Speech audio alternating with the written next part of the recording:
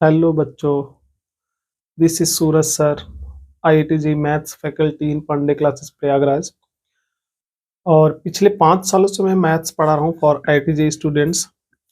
अभी तक मैं ऑफलाइन बैचेस पढ़ा रहा था, तो बच्चों के रिक्वेस्ट पे मैंने ऑनलाइन क्लासेस शुरू की है। और आज से जो आईआईटी जी के मैथ्स का सिलेबस का पोर्शन है, मैं total in detail basic to advance total एक एक पॉइंट टू पॉइंट में आपको पढ़ाऊंगा। इसके लिए मैंने क्या किया, एक जेई का सीरीज में ला रहा हूँ। उसमें क्या होगा, पूरा जेई का मैथ्स का पूरा टोटल डिटेल कंसेप्ट के साथ क्वेश्चंस रहेंगे प्रॉपर तरीके से। अगर आपने हमारे साथ पढ़ाई की तो आपका पूरा मैथ्स तैयार करने की जिम्मेदारी मेरी होगी। और ये इस तरह से क्लासेस होंगी, इतने बेसिक से मैं पढ़ाने वाला हूँ कि अगर आप क्लास 9th में भी हो तो भी आप क्या कर सकते हो, प्रिपरेशन स्टार्ट कर सकते हो अभी से। सारी मैथ्स समझ में आएंगी। आप क्लास 9th का भी बच्चा अगर शुरू करेगा पढ़ना तो फर्स्ट लेक्चर से ही उसको सारी चीजें समझ में आएंगी। ऐसा कोई पॉइंट नहीं होगी आगे चल के उसको प्रॉब्लम होगी। अगर आपने मेरे सारे बैचेस, जितने भी मैं बैच चालू करूंगा यहाँ पे, जितने भी लेक्चर्स मैं ले रहा हूँ, सभी लेक्चर्स अगर आपने अच्छे से किया तो मैं गारंटी देता हूँ आपको, आपको कोई भी ऐसा टॉपिक, ऐसा भी कंटेंट कंसेप्ट नहीं होगा जो समझ ना आए। बस आपको क्या करना है, पर डे मेरे पढ़ाए हुए लेक्चर्स अटेंड करने हैं, उसको रिवाइज करना है, उस पर बेस्ड क्वेश्चंस करने हैं, और जो ना भी आएगा, प्रॉब्लम होगा आपको, उन क्वेश्चंस को मैं डिस्कस करूंगा।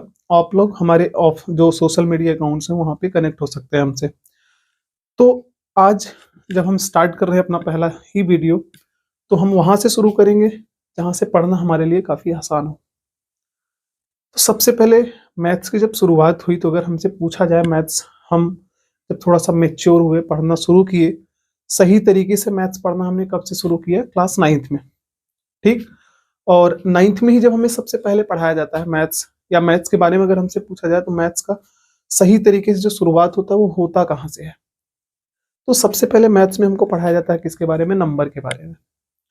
तो उसी पार्ट को हमने शुरू किया है कि हम लोग सबसे पहले स्टार्ट करेंगे एकदम बेसिक। क्या कर रहे हैं, सबसे पहले स्टार्ट करेंगे नंबर सिस्टम। तो नंबर सिस्टम, क्योंकि क्या है कि कुछ चैप्टर्स ऐसे हैं जिसमें नंबर सिस्टम यूज होगा, और नंबर सिस्टम के कुछ कंसेप्ट हमारे पास यूज होने वाले हैं। तो आज से हम लोग स्टार्ट करने वाले हैं नंबर सिस्टम, पहले उसको डिस्कस करेंगे और उसके बाद पॉइंट वाइज पॉइंट हम लोग आगे बढ़ते चले जाएंगे। तो ये पहला लेक्चर हमारा जो होगा पूरा बेसिक होगा। पहला लेक्चर, दूसरा लेक्चर, तीसरा लेक्चर बेसिक लेके चलेंगे हम लोग कुछ चीजें, ताकि मैं आपको उस तरह से बना दूं कि हम लोग जो पढ़ें वो क्लियरली आपको समझ में आए। तो सबसे पहले अगर हम आपसे पूछें नंबर सिस्टम के बारे में, तो हम सबने पढ़ रखा है नंबर सिस्टम होता क्या है। नंबर सिस्टम में बहुत सारे अलग अलग टाइप के नंबर्स हमने पढ़ रखे हैं। अब इसको हमें लर्न करने में प्रॉब्लम्स होती हैं, डिफिकल्टी होती है। मान लीजिए अगर याद करने को हमसे बोला जाए तो हम किस तरह से इसको याद करेंगे। तो मैं इसको तरीके बताता हूँ आपको याद कैसे करना है। देखिए, जब इनिशियल एज था, स्टार्टिंग में लोगों के पास नॉलेज नहीं था, उस समय मैथ्स की जब शुरुआत हुई पढ़ाई लिखाई पढ़ने के लिए लोगों ने स्टार्ट किया, तो सबसे पहले कम नॉलेज होने की वजह से लोगों ने क्या किया कि नंबर्स को यानी एक सिंबल के तौर पे यूज करना शुरू किया। काउंटिंग जैसे हम बोल सकते हैं, कोई सामान हमारे पास है, एक सामान, दो सामान, तीन सामान, तो उसको एक सिंबल के थ्रू उन्होंने क्या किया, एक रिप्रेजेंटेशन बनाया उसके लिए। तो उस समय नॉलेज बहुत कम था लोगों के पास, और नॉलेज कम होने के बाद उन्होंने क्या किया, जितना उनके दिमाग में आया उसके हिसाब से उन्होंने नंबर का डिवीजन करना शुरू किया। तो सबसे पहले लोगों के दिमाग में एक बाई नेचर, हम ये बोल सकते हैं कि बाई नेचर जो कंसेप्ट आया, यानी कि स्टार्टिंग में अगर हमें सोचना पड़े नंबर्स क्या होते हैं, तो हमारी शुरुआत जो होगी 1 से होगी। सामान हमारे पास क्या होगा, एक पेन हो सकता है, 2 पेन्स हो सकते हैं, 3 पेन्स हो सकते हैं, 1 एप्पल्स, 1 मैन, ये सब हम बोल सकते हैं। तो लोगों ने यहां से सोचना शुरू किया।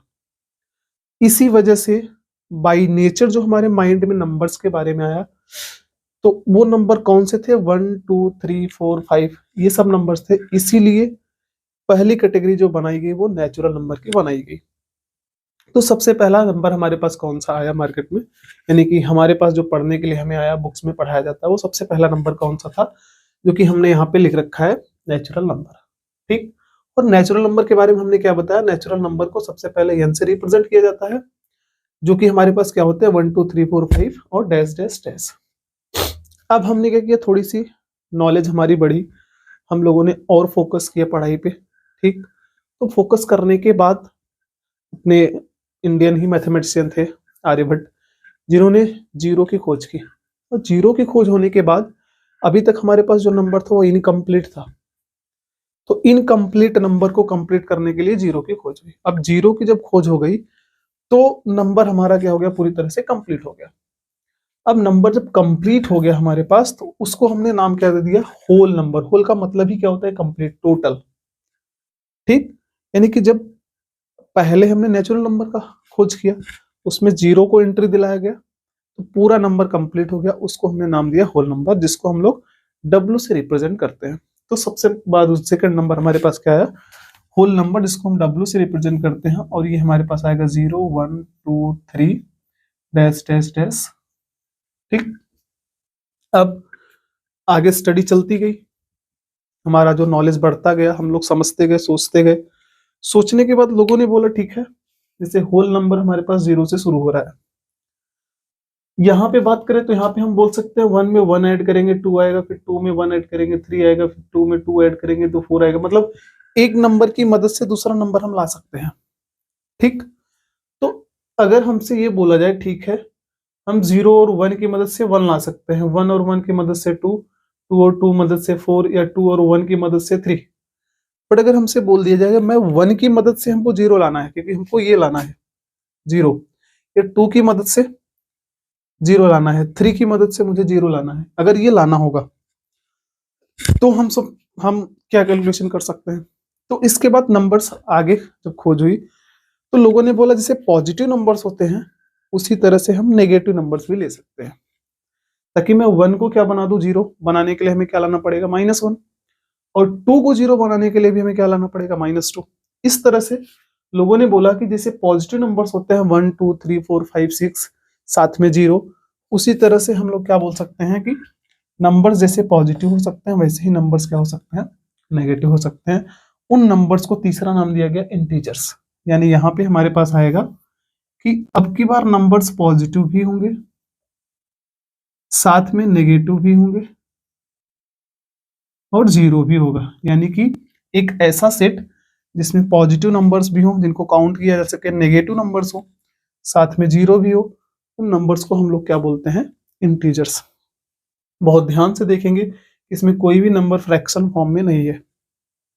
अब जब हम आगे कंटिन्यू स्टडी करते गए, और स्टडी करने के बाद अभी तक हमने जितने भी नंबर देखे हैं सब कंप्लीट नंबर्स हैं, किसी भी नंबर का पार्ट नहीं किया गया। तो अब नंबर्स को पार्ट वाइज डिवाइड किया गया, यानी कि टू को टू पार्ट्स में, टू को वन पार्ट्स में, टू को थ्री पार्ट्स में, टू को फाइव पार्ट्स में डिवाइड करना सीखना हमने शुरू किया। जब इस पे हमने स्टडी स्टार्ट किया तो एक नए टाइप के नंबर का खोज हुआ, और जिसको हम लोग क्या बोलने लगे, रैशनल नंबर। यानी कि वो सभी नंबर्स जिनको हम लोग क्या कर सकते हैं, p बाई क्यू के फॉर्म में लिख सके, यानी कि वो सभी नंबर जिनको p बाई क्यू के फॉर्म में लिखा जा सके। साथ में जो डिनोमिनेटर में हमने q लिखा है इसका वैल्यू क्या नहीं होना चाहिए, जीरो। यानी कि यहाँ पे हम जीरो नहीं ले सकते, साथ में p और q जो हमारे पास होने चाहिए वो बिलोंग्स टू z होने चाहिए। यानी कि p और q को हमें कहाँ से सेलेक्ट करना है, इंटीजर से। ठीक, तो कोई भी नंबर जो कि इस फॉर्मेट में लिखा हो, साथ में डिनोमिनेटर आपका जीरो नहीं होना चाहिए, साथ में p और q कहाँ से लेना है, हमें यहाँ से लेना है। ये कंडीशन फॉलो हो रहा है, तो वो सभी नंबर्स इस फॉर्म में जो भी है उनको हम लोग क्या बोल सकते हैं, रैशनल नंबर्स। एग्जाम्पल के तौर पे अगर हमें इसमें समझना है तो हम लोग क्या बोल सकते हैं, 2/3। अगर बात की जाए तो सबसे पहला कंडीशन p बाई क्यू के फॉर्म में है, q जीरो नहीं है, यानी डिनोमिनेटर जीरो नहीं है, साथ में p और q दोनों कहाँ से लिए गए हमारे पास, z से, 2 और 3। इसी तरह अगर हमसे पूछा जाए 4/5 तो ये भी हो जाएगा आंसर, 6/7 ये भी करेक्ट है आंसर, करेक्ट।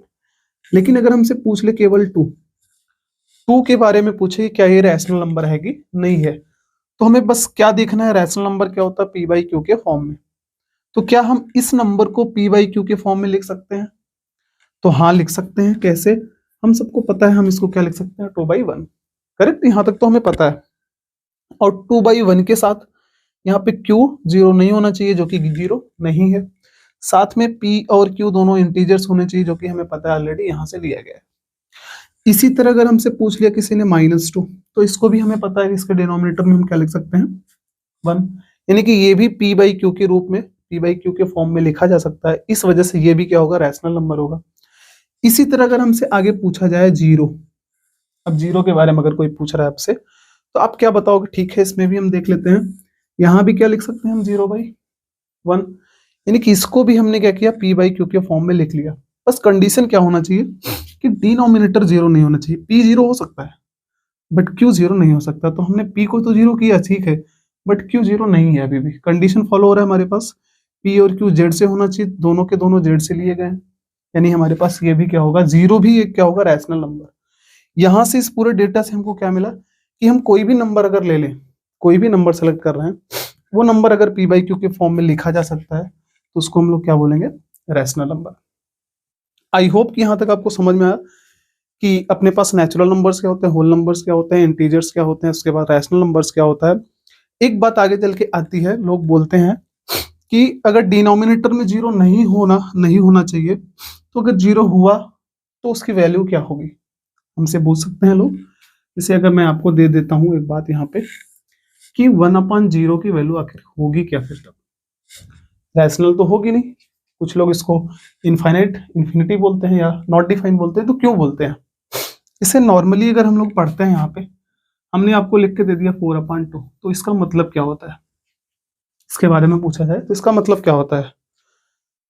तो यहाँ पे हम सबको आइडिया है, इसका मतलब होता है 4/2।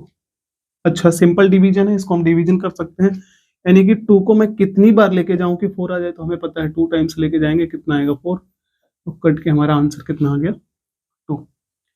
अब इसी तरह से अगर हम इसको सॉल्व करना चाहें, 1 और डिवाइडेड बाई 0, अब आप लोग बताओ हमको कि 0 में कितनी बार लेके जाऊं कि 1 आ जाए।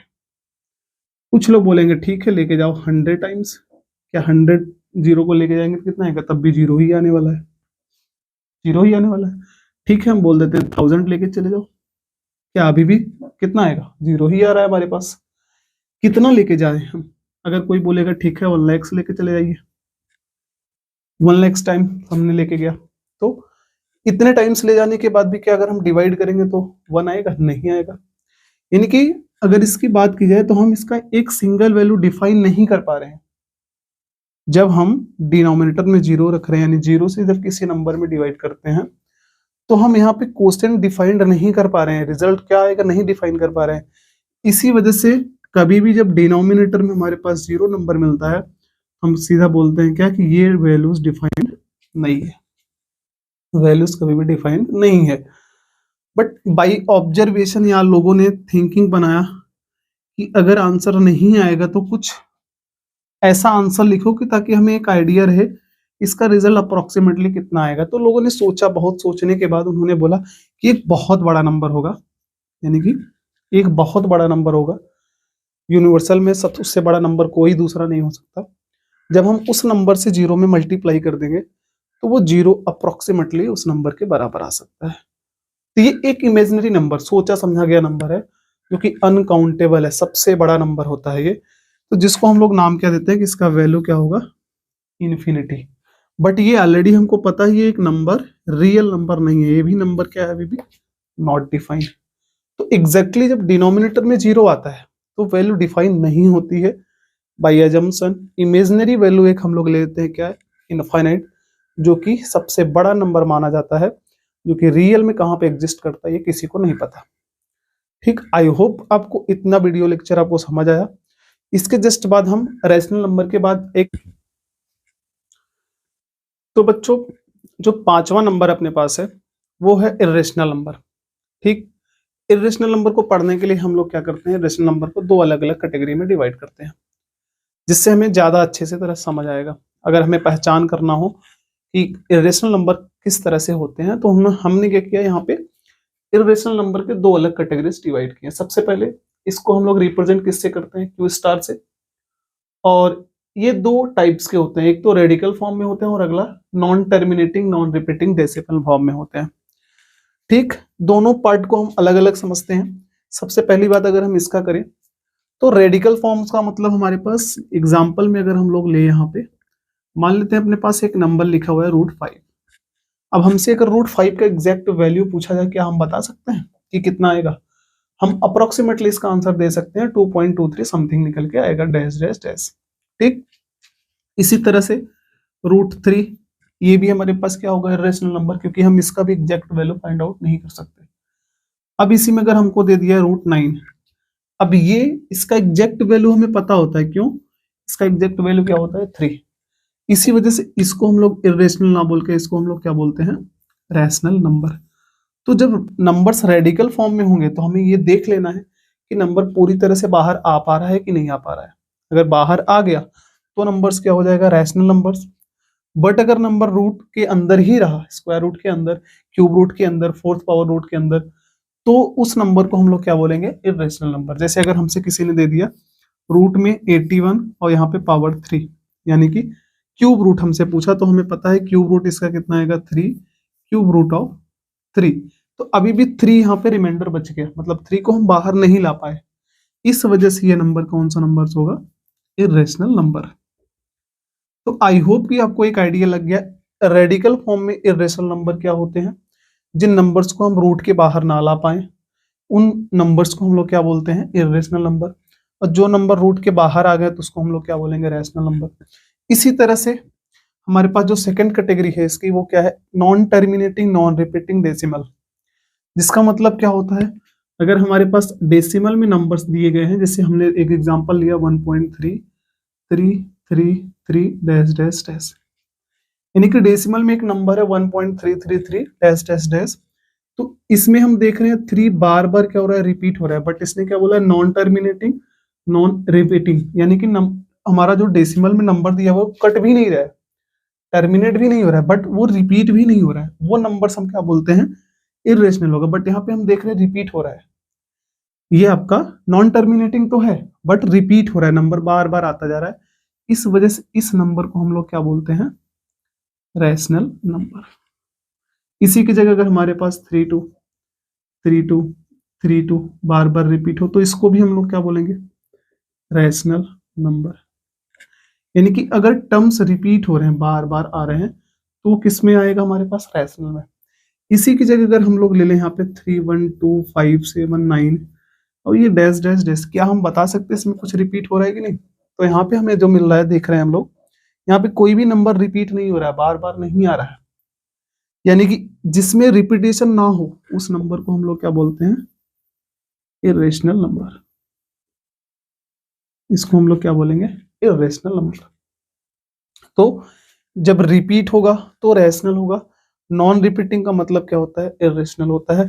ऐसे बहुत से एग्जांपल्स हम लिख सकते हैं, 3579231 डैश डैश डैश, ये भी हमारे पास क्या होगा? Irrational number.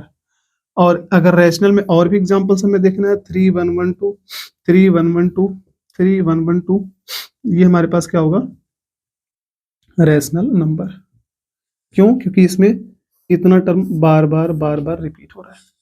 तो आई होप कि आपको ओवरव्यू मिल गया, आइडिया क्लियरली का समझ आ गया कि इरेशनल नंबर्स दो कैटेगरी अलग अलग जो होती है वो किस तरह से रेडिकल फॉर्म, और अपने पास second non terminating non repeating form, यानी कि नंबर ना तो टर्मिनेट हो ना ही रिपीट हो, तो उन डेसिमल्स को हम लोग क्या बोलेंगे? इरेशनल।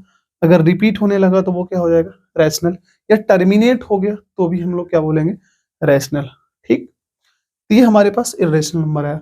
इसके जस्ट बाद अगर हम आगे पढ़ाई करेंगे तो अपने पास जो अगला नंबर निकल के आता है वो प्राइम नंबर आता है। ठीक, प्राइम नंबर का ओवरव्यू हम सबको पता है, प्राइम नंबर्स क्या होते हैं, जिसके केवल 2 फैक्टर्स होते हैं। प्राइम नंबर्स के बारे में हम लोग ज्यादा डिस्कस ना करते हुए केवल इतना समझेंगे कि प्राइम नंबर्स क्या होता है। तो प्राइम नंबर्स मतलब जिसके 2 फैक्टर, यानी कि एक तो 1 और एक वो नंबर खुद। एग्जाम्पल्स के तौर पे अगर हमें समझना है प्राइम नंबर्स के बारे में, अगर हमसे पूछा जाए 5th के बाद 6th नंबर, तो 6th नंबर यानी प्राइम नंबर। प्राइम नंबर, तो प्राइम नंबर के बारे में हमने क्या बोला? जिसके केवल 2 फैक्टर्स हों, 2 फैक्टर्स हों। और एग्जाम्पल में अगर हमें लेना हो हम क्या बोल सकते हैं?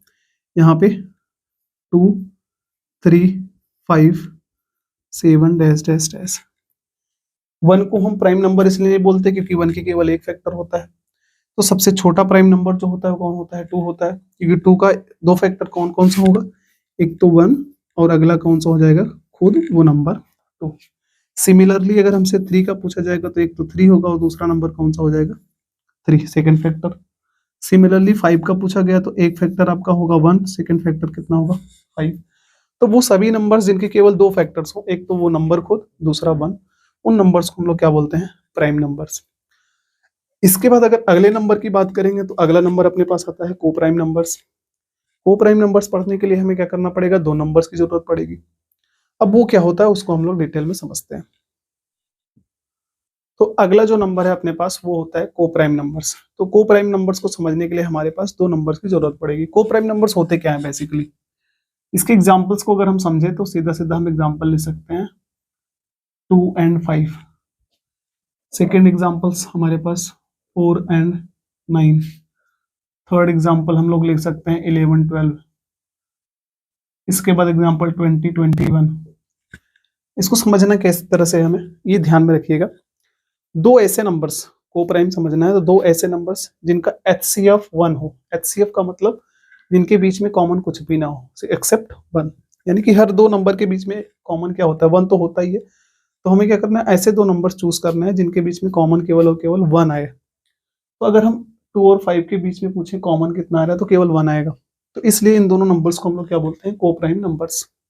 सिमिलरली 4 और 9 के बीच में अगर देखा जाए कॉमन कुछ नहीं आ रहा है, मतलब ये भी नंबर्स क्या होते हैं अपने पास, को प्राइम नंबर्स। 11 और 12 के बीच में क्या कॉमन आएगा, 1 आएगा। 20 और 21 के बीच में कितना आएगा, 1 आएगा। तो बेसिकली अगर हमें को प्राइम का एग्जांपल बताना है तो कोई भी 2 कॉन्जुगेटिव नंबर्स को सिलेक्ट कर लो, वो दोनों नंबर्स के बीच में कुछ भी कॉमन नहीं आएगा। आप सिलेक्ट करके देख लो, 11 12 ले लो, 13 14, 15 16, 17 18, कोई भी 2 नंबर ले लो, उनके बीच में कॉमन केवल और केवल 1 आएगा। तो उन दोनों नंबर्स को हम लोग क्या बोलेंगे, को प्राइम नंबर्स।